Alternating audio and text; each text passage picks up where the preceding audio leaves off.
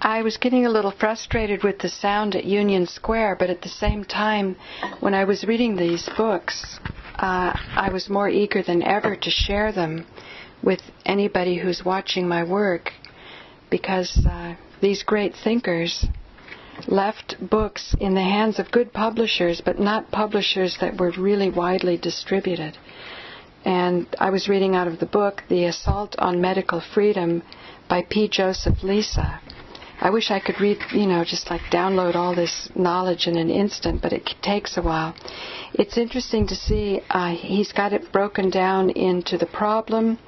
He's got part 2, case histories, part 3, the solutions. He knows nothing. This was published in the early 1994. And the hemp patent didn't come along until 2004. Not that they didn't know about it, but it was very, very secretive, just how precious the cannabis oil was. But you can almost see, if you really go through P.J. Lisa's book, The Assault on Medical Freedom, that he really lays the groundwork for how the crisis could have gotten so bad as it has today. He uses things, nutricology case, Herbalife story, the conspiracy against chiropractic, chelation therapy. That's a really interesting therapy. Naturopathy, acupuncture and holistic dentistry, homeopathy. And the case of William Coe, M.D. He devoted one chapter to show how brutally one doctor was harassed by the different government organizations. And for those of you who follow my work carefully, it would be the government organizations that have to do with the United States of America incorporated in the District of Columbia. That's the one we have a problem with. So there's a lot of good doctors. They've tried to do the right thing. They've gathered very valuable knowledge. Some of them that were trained in an allopathic way would jump ship and latch on to a certain therapy that they were shooting down. So I just wanted this by way of introduction for the different parts that I would be reading later on, because as people come up and I get their information when I'm sitting at Union Square, I have to put the book down again. So he's got the preface talking about the problems, the big lie with the consumers. He acknowledges all the people, and he talks about the seedy world of medical politics. It began in the fall of 1968. He snuck into the American Medical Association's headquarters in April of 1969, pretending that he was exposing mental health quackery, and he had access to all the files for a while. And I think his method always was follow the money. He also shows how a lot of the studies that are done to push certain methodologies that rely on patented medicines, where people, certain monopolists own the patents. He talks about how it appears to have an arm's length distance, but it really doesn't. That you're getting the kind of science according to the products that they want to sell with that science. It goes, since the AMA Board of Trustees' decision at its meeting on November 2nd to 3rd, 1963 to establish a committee on quackery, your committee has considered its prime mission to be, first, the containment of chiropractic and ultimately the elimination of chiropractic. So you can see you've really got madmen, running around in these circles. Or, maybe they're not mad if you consider it to be sane to amass large amounts of money and have no notion of service to the rest of humanity.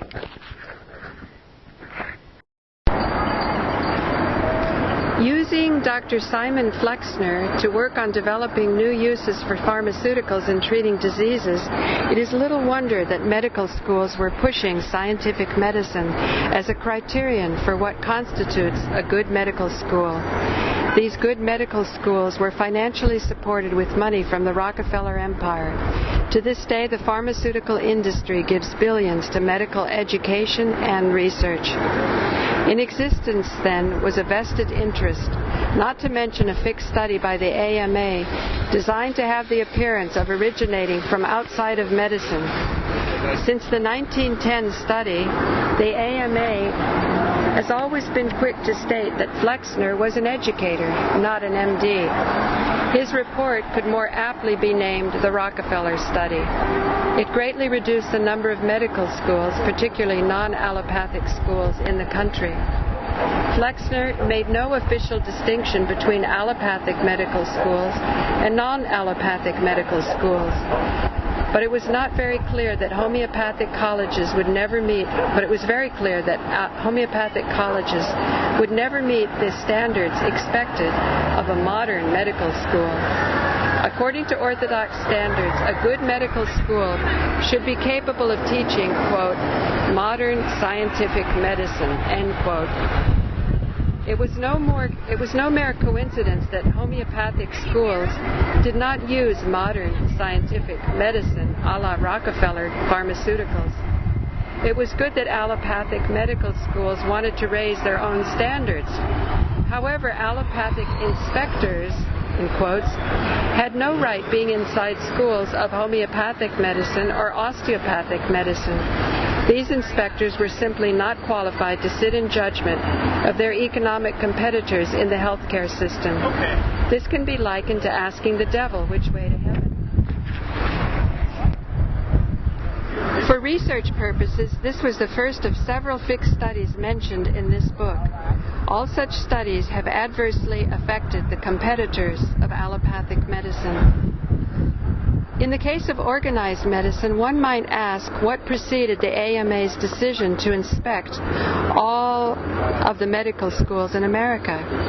In doing an investigation or a statistical analysis, one always looks for what took place just prior to any significant change.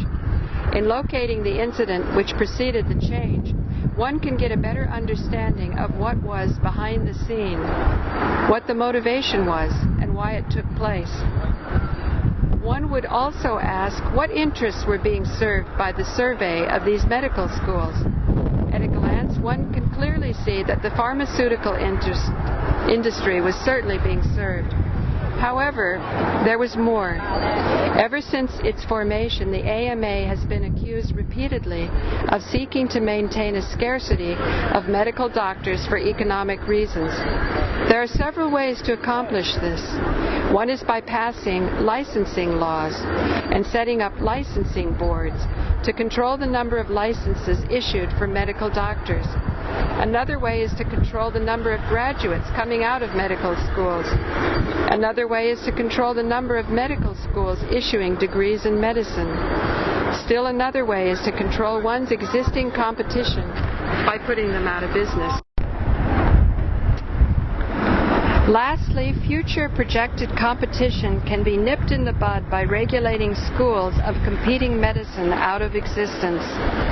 Just prior to the 1905 decision to survey, quote, medical schools, several things occurred which influenced the AMA to purge, in quotes, medical schools in America and reduce the number of doctors practicing in this country. The issue of overcrowding in the profession of medicine was addressed in 1903 by the then president of the AMA, Dr. Frank Billings. In an article published in the Journal of the American Medical Association, JAMA, J-A-M-A, entitled Medical Education in the United States, Billings denounced shameful conditions in the schools and the evils of an overcrowded profession which reduced the opportunities of those already in the profession to acquire a livelihood, end quote. Here we can clearly see economics as the motivation. In the book, The AMA and the U.S. Health Policy Since 1940, Frank Campion defends Dr. Billings' statement about the overcrowding issue by stating that overall Billings' speech was idealistic. Campion claims that Billings was reflecting more on higher standards for education than a practitioner's complaint about competition. Perhaps he was, but it is extremely difficult to accept this interpretation of Billings' comments if one considers what took place the very next year. In 1904, the very next year, Dr. George H. Simmons, editor of JAMA, remember that's the Journal of the American Medical Association, editor of JAMA since 1899, gave a speech while dedicating a new building for the Drake University Medical Department in Des Moines, Iowa. He said, "Our profession is enormously overcrowded. We have twice as many physicians in proportion to the population as England, 4 times as many as France, 5 times as many as Germany, and 6 times as many as Italy." Evidently, he considered that something had to change.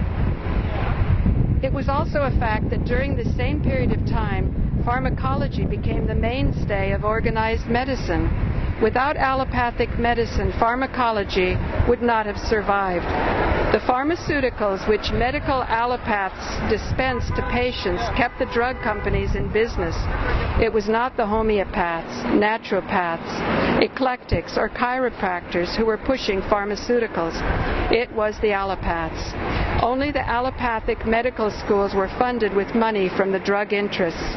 The Rockefeller Foundation and fledgling drug companies had an obvious vested interest in supporting the allopathic schools. It was to serve this vested interest that the medical establishment purged the competition's medical schools, while at the same time doing something about the overcrowded, quote-unquote, profession that so concerned the AMA's leaders. A balance had to be reached. The medical establishment sought to reduce the competition by releasing adverse findings on the standards of their competitors' schools. At the same time reducing the numbers of medical doctors licensed in the country, they addressed and handled the problem of making sure that their own doctors would, quote, acquire a livelihood, end quote.